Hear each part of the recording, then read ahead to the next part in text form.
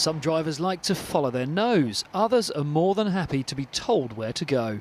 After 100 yards, bear left, then... More and more people won't leave home without their trusty satnav. Well, it's vital to find places easily. You sort of, I suppose, take the stress out of going somewhere where you don't know. But what effect does slavishly following directions have on our brains? Neuroscientists at University College London have published research claiming it's quite profound. Volunteers like Will here were taken around Soho, one of the most complicated road networks in the world. They were then put in an MRI scanner and, using virtual reality, were asked to give directions. So what we did here was look into the human brain, Will's brain and many others, to see, is there a part of the brain that knows automatically the number of options or the changes in the number of options?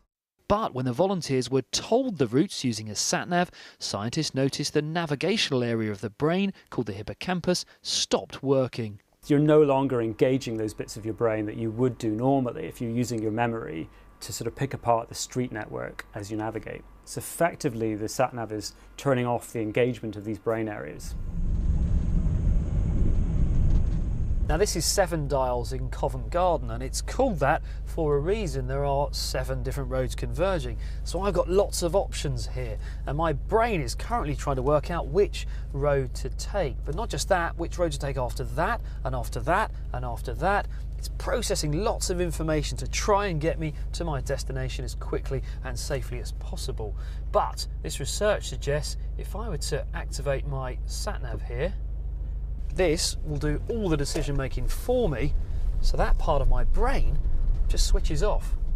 Exit roundabout onto Monmouth Street. But there's others you'll go... This research builds on a previous study which found London's black cab drivers have the most developed hippocampus.